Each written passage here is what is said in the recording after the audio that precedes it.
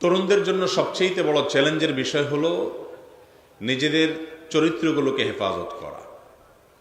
আর শয়তানের জালের সবচেয়ে বড় মাছ হলো তরুণ।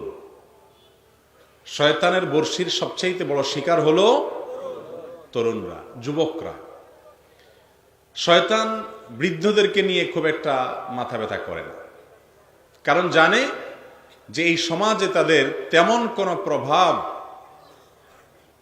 এখন আর নেই, অন্তত ভবিষ্যতে থাকবে না, যতটা থাকবে তরুণদের।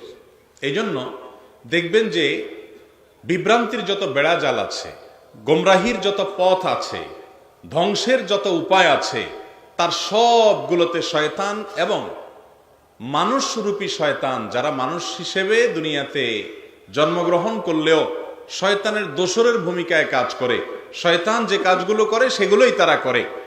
এই মানুষরূপী শয়তান বা শয়তানের দোসরদেরকেও দেখবেন যে তারা অলিতে গলিতে জীবনের বাঁকে বাঁকে দাঁড়িয়ে তরুণদেরকে ডাকছে।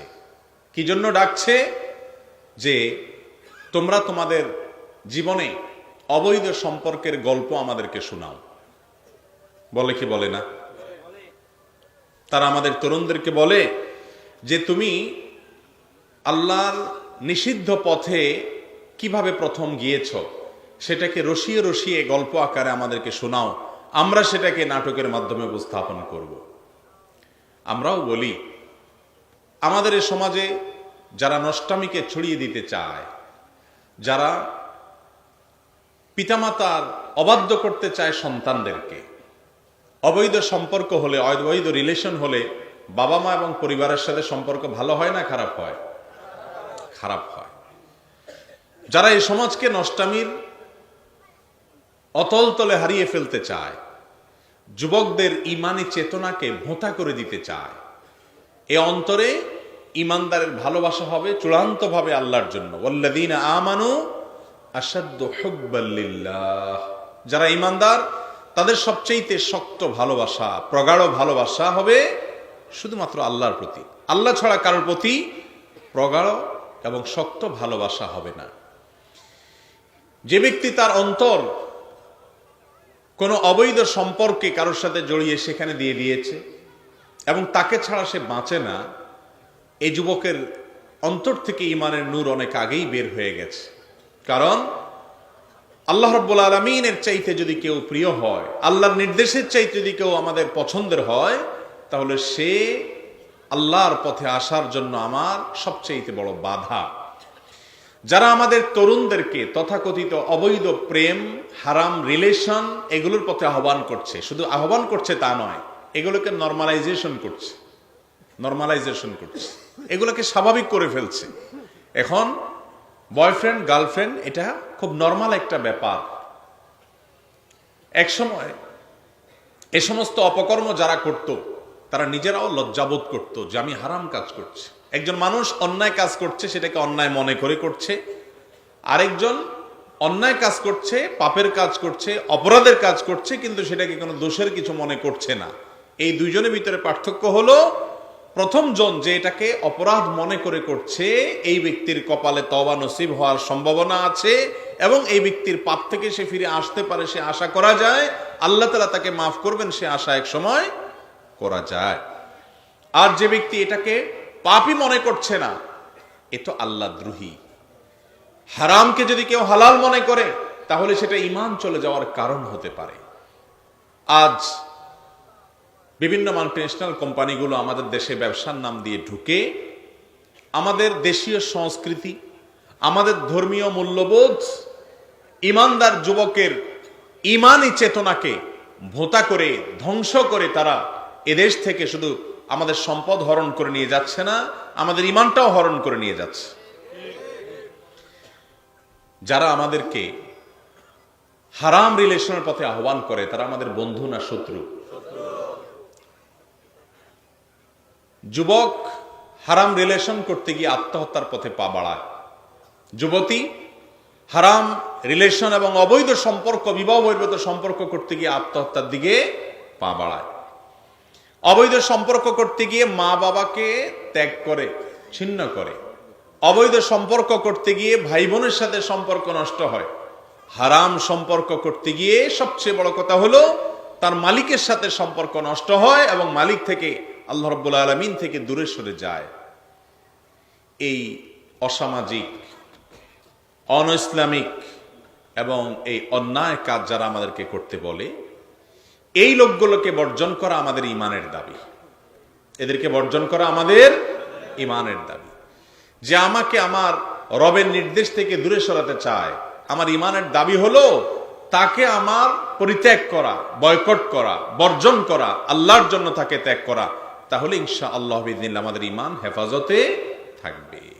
আল্লাহ তাআলা আমাদের সবার চরিত্রগুলোকে হেফাজতে রাখার তৌফিক দান করুন।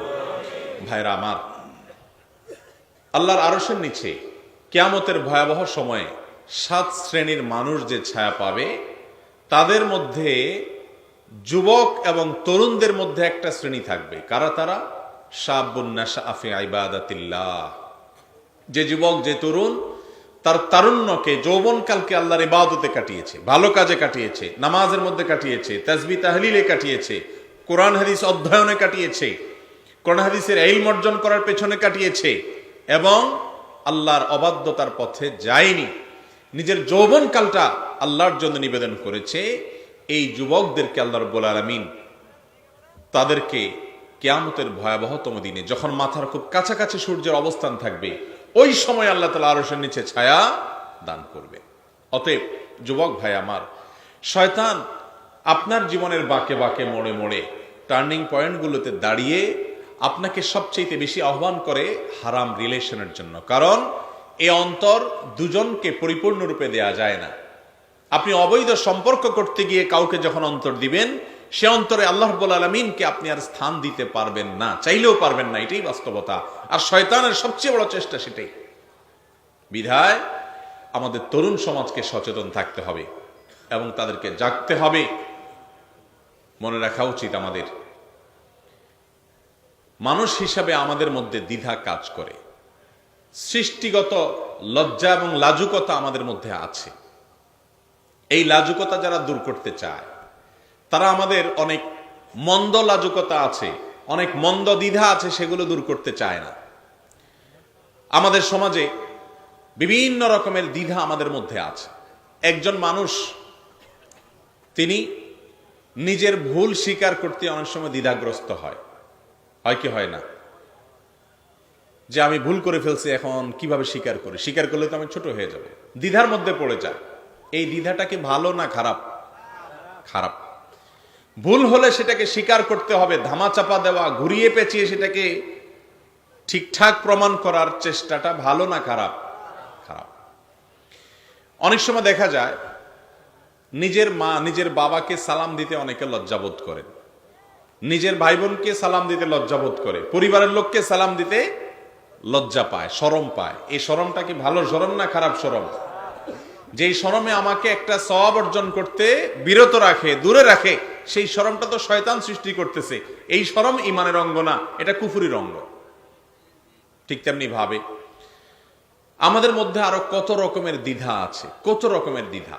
নিজের কোন এক দোস্ত, বন্ধু বান্ধব, আপনার ভাই বেরাদার, আপনার মা বাবা, আপনার পছন্দের কেউ কোনো অন্যায় করেছে, তো সে অন্যায়কে আপনি অনেক সময় মানতে চান না, ঘুরায় গেরায় সেটা ব্যাখ্যা দেওয়ার চেষ্টা করেন। এই রোগটা আমাদের মধ্যে আছে না নাই? তাহলে নিজের পছন্দের মানুষের ভুল ত্রুটি, সেটাকে ভুল হিসাবে মানতে আমাদের দ্বিধা হয়, দ্বিধা হয়। এই দ্বিধাটাকে ভালো না ভালো, মন্দ, খারাপ। এরকম হাজারো দ্বিধা আমাদের মধ্যে আছে। একজন গরিব রিকশাওয়ালা, তাকে সালাম দিয়ে শ্রদ্ধা করতে, সম্মান জানাইতে আমাদের মধ্যে দ্বিধা হয় অনেক সময়। বড়লোকের ছেলে, শিক্ষিত ছেলে, একজন রিকশাওয়ালাকে সালাম দেব, তার সাথে হাত মিলাবো, তার সাথে কাঁধে কাঁধ মিলাবো, তাকে নিজের সাথে বসে খাওয়াবো, তাকে একটু মর্যাদা দেব, তিনি বয়স্ক মানুষ, আমার বাবার বয়সী। এটা করতে আজকাল আমাদের দ্বিধা হয় কি হয় না? এই দ্বিধাটা কি ভালো না খারাপ? খারাপ।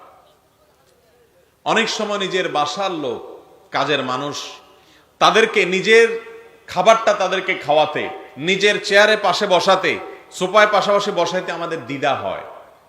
মনে করি তারা কাজের লোক, তাদেরকে এত ইজ্জত কেন দিই আমি, তাহলে তো আমি তাদের সামনে বসলে, তাদের সাথে বসলে তাদের মতো হয়ে গেলাম। এই দ্বিধাটাকে ভালো না খারাপ? এরকম শত সহস্র দ্বিধা প্রতিদিন পদে পদে আমরা লালন করি, আমাদের মধ্যে আছে। এই দ্বিধাগুলো দূর করা দরকার, যেগুলা খারাপ। একজন যুবক, তিনি বিবাহ বহির্ভূত সম্পর্ক, কোন মেয়ের সাথে হারাম সম্পর্ক জড়াবে, কিন্তু তার দ্বিধা হয়, কারণ তার ভিতরে ঈমান আছে, আল্লাহর প্রতি বিশ্বাস আছে। সে জানে আল্লাহ তাআলা জেনাকে হারাম করেছে, জেনাকারের শাস্তি বড় কঠোর। সেই কারণে তার মধ্যে দ্বিধা কাজ করে। যদিও এখানে দ্বিধা নয়, বরং দৃঢ় প্রত্যয় কাজ করা উচিত যে আমি তো হারাম থেকে যোজন যোজন দূরে থাকবো। আল্লাহ বলেছেন ওয়ালা তাকরাবুজ জিনা, তোমরা জেনা থেকে এত দূরে থাকবে, জেনার কাছেও যাবে না। দ্বিধা তো দূরের কথা, দৃঢ় প্রত্যয় থাকবে যে আমি কোনো হারাম সম্পর্ক করব না। আমার জন্য আল্লাহ তাআলা জীবন সঙ্গিনী রেখেছেন, হালাল সম্পর্কের জায়গা আমার আছে। অসময় আমার এই ভালোবাসা বিলিয়ে বেড়ালে সুসময় আমার ভালোবাসার পুঁজিতে টান পড়বে। সেজন্য আমি আমার ভালোবাসা সব জমায়ে রাখবো আমার সে ভালোবাসার, বৈধ ভালোবাসার মানুষের জন্য। এটা হলো সচ্চরিত্রবান মানুষের কাজ।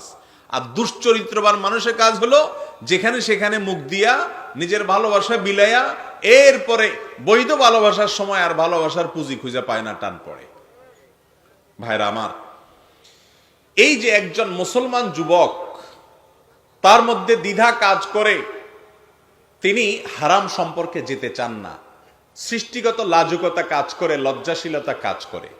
শুধু মুসলমান কেন, বিবাহ বহির্ভূত সম্পর্ক এটা মুসলমান যেমন হারাম মনে করে, খ্রিস্টান ধর্মেও সেটাকে অ্যালাউ করে না, হিন্দু ধর্মও সেটাকে অ্যালাউ করে না, কোন ধর্ম সেটাকে অ্যালাউ করে না।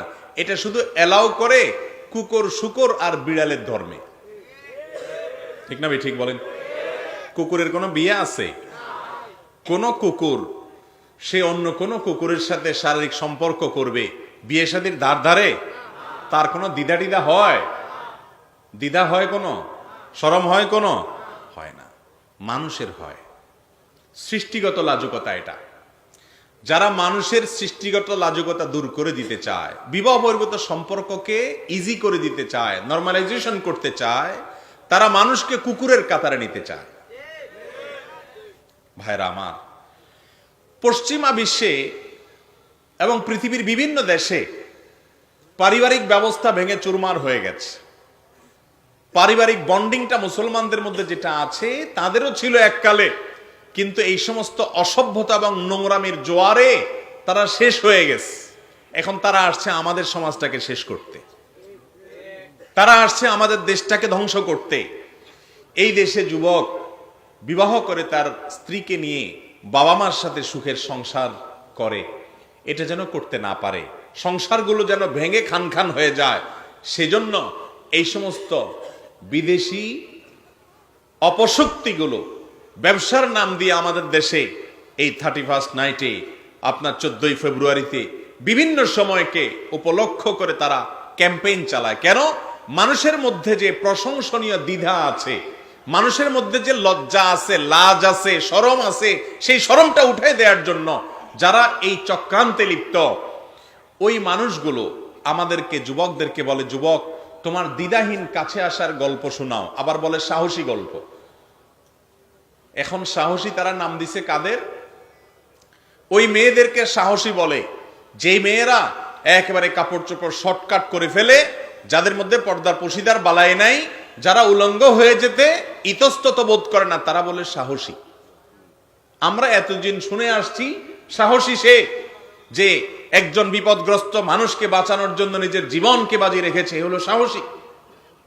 আমরা এতদিন শুনে আসছি, জেনে আসছি সাহসী মানুষ সে যে ব্যক্তি একটা অন্যায়ের প্রতিবাদ করার জন্য নিজের জীবনকে হুমকির মধ্যে ফেলে দিয়েছে, জীবন বাজি রেখে অন্যায়কে ঠেকিয়ে দিয়েছে, আমরা বলি সাহসী বীর। ঠিক না বে? ঠিক। যারা আমাদের এই প্রিয় মাতৃভূমির স্বাধীনতা এনে দিয়েছে তাদেরকে আমরা বলি সাহসী বীর। এখন আজকাল সাহসী মানে হলো কাপড় চোপড় খুলে ফেলছে, এরা বলে সাহসী, এরা বলে সাহসী। নির্লজ্জতা এখন সাহসিকতা হয়ে গেছে, বেহায়াদের নাম দেওয়া হয়েছে এখন কি? সাহসী।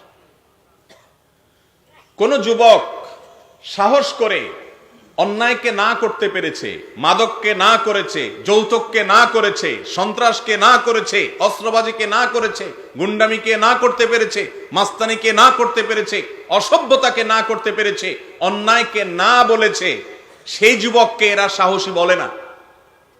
এরা কারে সাহসী বলে?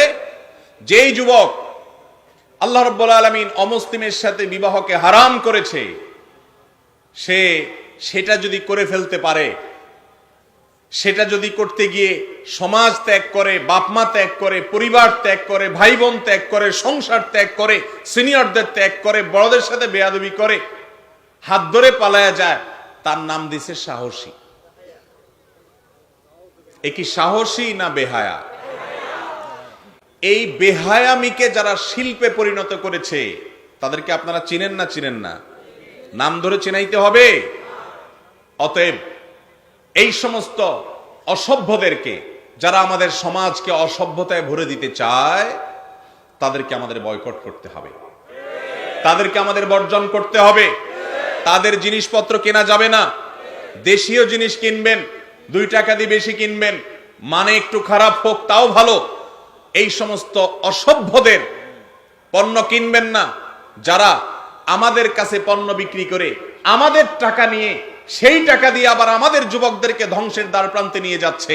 আপনি তাদের পণ্য কিনে তাদের এই অবৈধ ক্যাম্পেইন, হারাম প্রচারণার জন্য যদি সহযোগিতা করেন, আপনিও তাদের সহযোগী হলেন।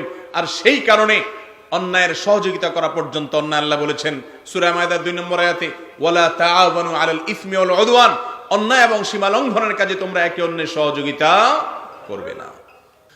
তো বলতেছিলাম যে নবী করিম সাল্লাল্লাহু আলাইহি সাল্লাম বলেছেন, যে ব্যক্তি 2 চোয়ালের মধ্যবর্তী অঙ্গ অর্থাৎ মুখ আর 2 পায়ের মধ্যবর্তী অঙ্গ অর্থাৎ নিজের ইজ্জত, আবরু, লজ্জাস্থান, এই 2টি অঙ্গের যে ব্যক্তি দায়িত্ব নিয়েছে যে এগুলো আল্লাহর নিষিদ্ধ পথে সে ব্যয় করবে না, এই ব্যক্তির জন্য নবী সাল্লাল্লাহু আলাইহি সাল্লাম বলেছেন, আমি তার জন্য জান্নাতের দায়িত্ব নিলাম।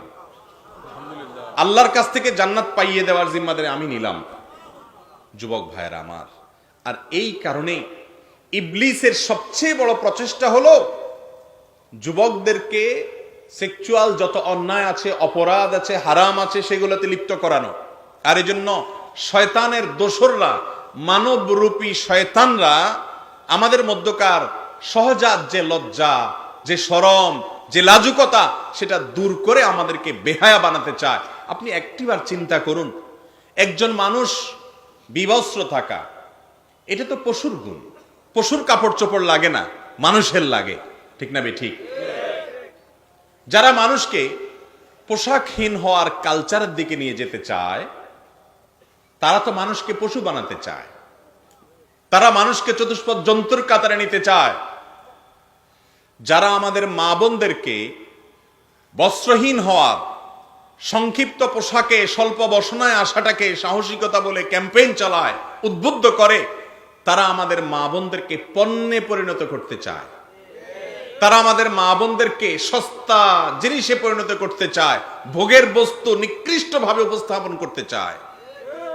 এরা আবার বলে তারা নাকি নারীদের অধিকার রক্ষা করতে চায়, নারীর অধিকার রক্ষা করতে চায়, নারীর কাপড় চোপড় সংক্ষিপ্ত করে নারীর অধিকার রক্ষা করতেছে। কত বড় অসভ্য হলে, কত বড় কপট এবং কত বড় দুষ্ট কিসিমের মানুষ হলে এটা সম্ভব, চিন্তা করে। পোশাক আশাক সংক্ষিপ্ত করো, তাহলে নারী মুক্ত হয়ে যাবে, নারীর অধিকার পেয়ে যাবে।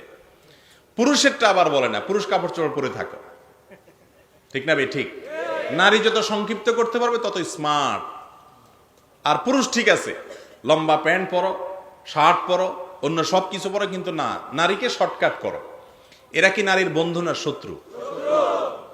শীতের দিন, গরমের দিন সব সময় নারী স্বল্প বসনায় অল্প কাপড় চোপড়ে থাকবে, তাহলে আধুনিক, যুগ সচেতন। হ্যাঁ, পুরুষ ঠিকই শীত থেকে, রোদের তাপ থেকে বাঁচার জন্য ফুল হাতা জামা পরছে, ফুল প্যান্ট পরছে, পাজামা পরছে, কিন্তু নারী ওই বেচারিকে শর্টকাট পোশাকে নিয়ে আসছে আর বলছে তুমি তাহলে সাহসী হবা। এটা হলো ওই যে শিয়াল যেরকম মুরগিকে পাম্পট্টি দিয়া বলে তুমি কিসের খাঁচার ভিতরে আসো, বন্দি জীবনে আসো, জগৎটাকে দেখো, একটু আসো।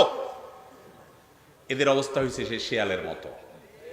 আল্লাহ তাআলা এদের ষড়যন্ত্র থেকে, এদের শয়তানি সম্পর্কে আমাদেরকে সচেতন থাকার তৌফিক দান করুন।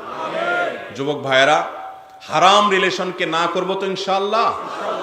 মনে রাখবেন, যৌবন জীবনে একবার আসে না দুইবার আসে? একবার আসে। এই যৌবন একবারই আসে, দ্বিতীয়বার আসবে না ভাই।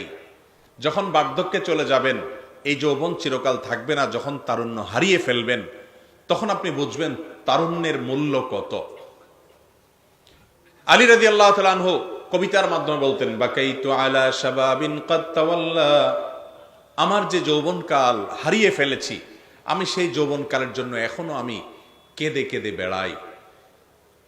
ফায়া লাইতা শাবাব লানা ইয়াউদু, যদি যৌবনকাল একটি বারের জন্য আবার ফিরে আসতো।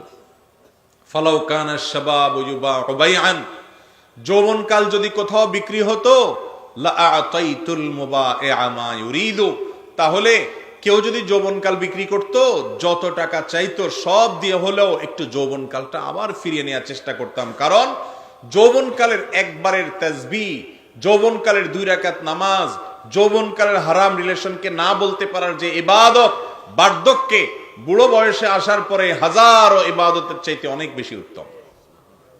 ভাইরা আমার, মুরব্বীদের, বয়স্কদের শত শত রাকাত নফল নামাজের চাইতে একজন তরুণ একটা হারাম প্রেমের, অবৈধ ভালোবাসার প্রস্তাবকে ডিনাই করতে পারলে আল্লাহর কাছে অনেক গুণ বেশি ওজনই হবে সেটা। আমরা চেষ্টা করব না ইনশাআল্লাহ? যারা আমাদেরকে এই সহজাত লাজুকতা এবং আমাদের ঈমানি লজ্জা এটাকে ভেঙে দিতে চায় এবং আমাদের যুবকদেরকে বলে লজ্জা তোমার দূর হওয়ার গল্প শোনাও, এরা আমাদেরকে বেহায়া বানাতে চায়, নির্লজ্জ বানাতে চায়, অসভ্যতার পথে নিতে চায়, আমাদেরকে পিতামাতার অবাধ্য করতে চায়, আমাদের জীবনটাকে ধ্বংসের দ্বার প্রান্তে নিয়ে যেতে চায়। এদের কোনো কথা তো আমরা শুনবই না, বরং তাদেরকে বয়কট করাটা আমাদের ঈমানি দায়িত্ব। চেষ্টা করবো না সবাই ইনশাআল্লাহ? মুসলমান মেয়েকে উদ্বুদ্ধ করছে যে অন্য ধর্মের ছেলের সাথে তুমি অবৈধ সম্পর্ক করো। এতদিন বলতো ছেলে মেয়ে অবৈধ সম্পর্ক করো, এখন বলতেছে আন্তধর্মীয় অবৈধ সম্পর্ক করো। এই লোকগুলো আমাদের সমাজের জন্য ভালো কিছু চায় না খারাপ কিছু চায়? এটা বোঝার বাকি আছে আর? এরা বলে মেয়েদের ভালো চায়, এরা নাকি নারীবাদী। নারীবাদী যদি হয় তাহলে সেক্ষেত্রে এরা শুধু যুবতী মেয়েদেরকে খুঁজে খুঁজে চাকরি দেয় কেন? যুবতী মেয়েরা তো আলহামদুলিল্লাহ যে কোনো কাজ করতে সক্ষম। সমাজে অসহায় তো হয় বৃদ্ধ মহিলারা, ঠিক না বেঠিক? এই বৃদ্ধা মহিলাদেরকে তারা কেন চাকরি দেয় না? তাহলে বোঝা গেল এরা মূলত মহিলাদের প্রতি আন্তরিক বা তাদের প্রতি দয়া মায়া করে তা নয়। এদের উদ্দেশ্যই হলো মেয়েদেরকে ভোগ্য পণ্যে পরিণত করা। যেটা বৃদ্ধাকে দিয়ে হবে না, তরুণীকে দিয়ে হবে। বিভিন্ন উস্কানি দিয়ে, বিভিন্ন মুখরোচক স্লোগান দিয়ে আমার বোনকে, আমার ভাইকে, আমাদের সন্তানদেরকে বিপদগামী করতে চায়। আল্লাহর চাইতে আমাদের আপন আর কেউ। আমাদের মহান সৃষ্টিকর্তা জানেন কোন পথে আমাদের কল্যাণ আর কোন পথে আমাদের অকল্যাণ। ও যুবক, অনেক হারাম করেছেন, অনেক অন্যায় করেছেন, অনেক খারাপ বন্ধুর সাথে ঘুরেছেন, আল্লাহর অনেক অবাধ্যতা করেছেন। কিছু কালের জন্য কোরআনের ছায়াতলে আসুন, হাদিসের ছায়াতলে আসুন, কোরআন পড়ুন, হাদিস পড়ুন, আল্লাহ এবং তার রাসূল সাল্লাল্লাহু আলাইহি সাল্লামের বাতানো পথে চলুন।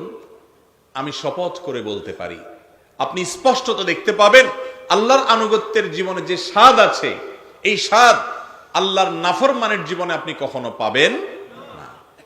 আল্লাহ তাআলা আমাদের সবাইকে, বিশেষ করে তরুণ সমাজকে এই হারামের হাতছানি থেকে বাঁচানোর তৌফিক দান করুন।